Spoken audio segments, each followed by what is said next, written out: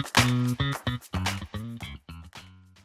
everybody, we're back and welcome to a video on exporting and the law. In this video, we'll talk about domestic legal guidelines U.S. exporters need to consider before they go global. Now, it may seem odd to consider domestic law when going global, but U.S. laws very much apply to you, even abroad. As in many countries, the United States has many laws that are applied extraterritorially, meaning those laws impact local companies as they expand internationally. Another way to present this is that laws will follow you even when you conduct businesses elsewhere. These laws do have huge impact on the ability of companies to do business as they please, and they have cost U.S. businesses billions of dollars in lost sales. They were put in place to prevent fraudulent activities, to pursue political goals, or to protect the U.S.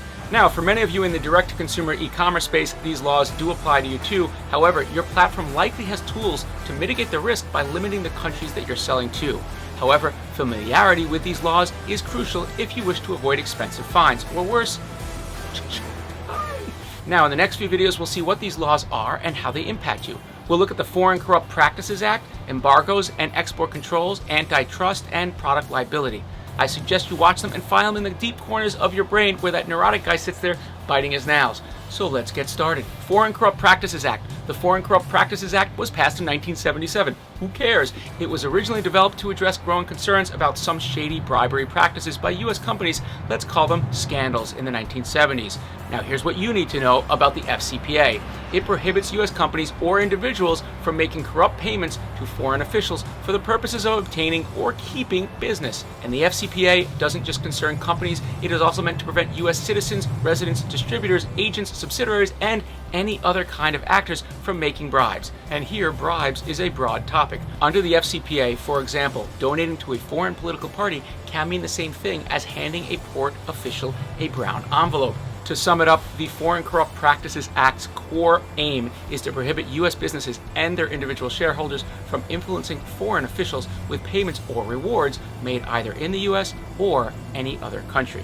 The good news about the FCPA, other than the fact that it's meant to help create a more transparent and honest world, is that it's applicable pretty much everywhere in the world. So no matter where your new market is, you'll have to be compliant. So that's one more thing you get to put on your business bucket list. Now, violating the Foreign Corrupt Practices Law can have dire consequences like criminal penalties or fines of up to $2 million and imprisonment up to 5 years for individuals, including employees of the guilty company.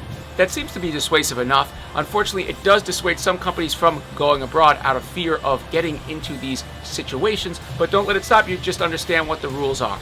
That being said, small businesses may not have to worry too much about this if you're not developing partnerships and you're only selling to consumers, either directly or through a marketplace. There's no reason why you shouldn't be compliant with the FCPA. However, it's always a good idea to ask advice from a trusted legal expert. Now, embargoes and export controls. Embargoes and export controls are another legal aspect you should consider since they're pretty much impossible to bypass. Embargoes are used as a method of implementing foreign policy and other political objectives. Embargoes or trade sanctions prohibit exports and foreign investment into some countries or regions. Some embargoes are unilateral, meaning that the U.S. implemented these alone, as in the case with Iran and Sudan, but most of them are decisions made by a large group of countries through the United Nations. In both cases, the impact can be severe for exporters. By law, you and any of your employees are prohibited from doing business with any government or individual citizens and business in those affected countries. And embargoes cover services too. Now, contrary to embargoes, sanctions will usually cover certain types of products, services, or technology. They sometimes take the form of a partial embargo, which means they will be restricting trade in certain areas. This is the case, for example, in North Korea, since U.S. exporters are prohibited from sending any material that could help the Korean regime develop a nuclear program.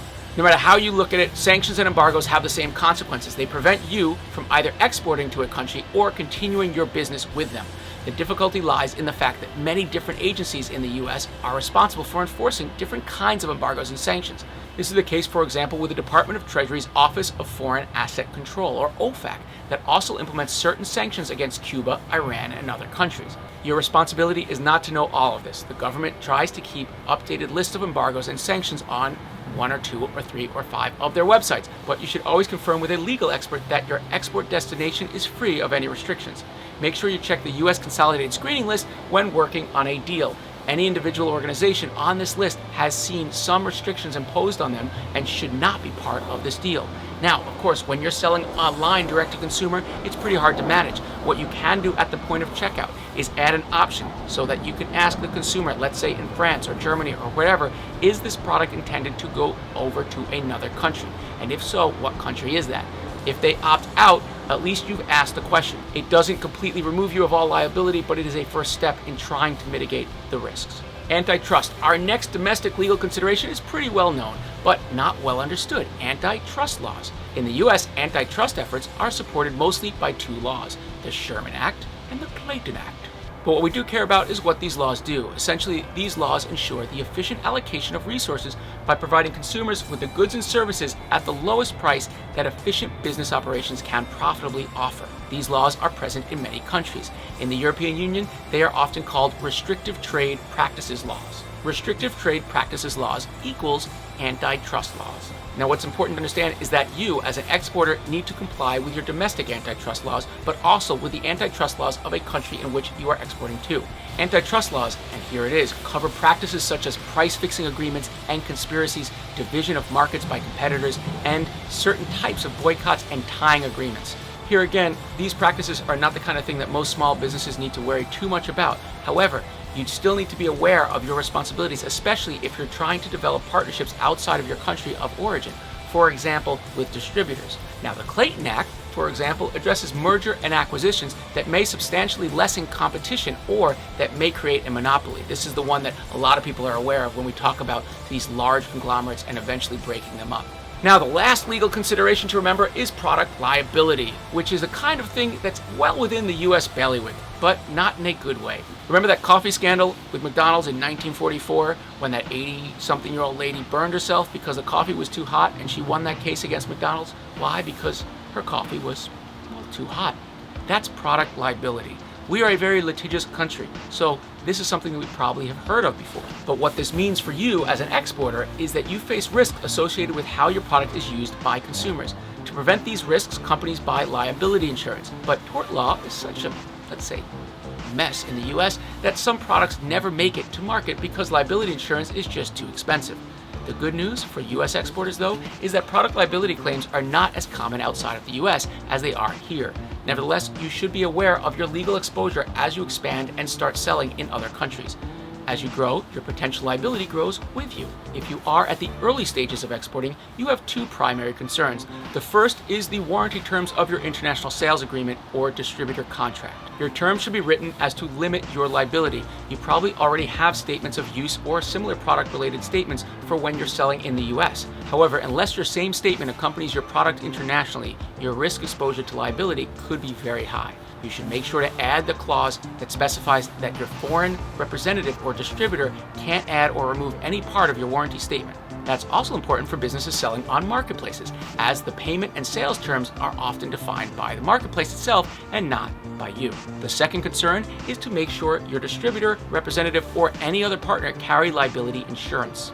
Warranty terms, liability, insurance, yours and your partner's. All right, so now we're up to the section takeaways. There are many laws, both domestic and foreign, that will affect your business. You must be familiar with these laws because not following these laws, either by design or accident, will negatively affect your business. 2 U.S. laws dictate how you do business outside the U.S. as well as in country. There are 4 major regulations that you must follow when doing business outside the U.S. 3, there are 4 major regulations that you must follow when doing business outside the U.S. A. Foreign Corrupt Practices Act specifically addresses bribery as a means of gaining business. B. Embargoes and export controls forbids selling and shipping products to countries on the U.S. list of countries not to do business with. This applies even if your products are shipped to a third party. This applies even if your products are shipped via a third party. It's up to you to know where the ending point of this product is. 4. C. Antitrust forbids price fixing and agreements with competitors to restrict competition. D. Product liability. D. Warranty terms. Make sure your warranty terms and procedures are well defined and stated. Liability insurance. You should carry some liability insurance and make sure that your policy is defined separately from your channel partners. That's it for legal considerations for this video. Check out the next video. Check out the expert interviews to figure out how this stuff applies in the field. I'm Josh Halpern. Stay local, go global. We'll see you soon.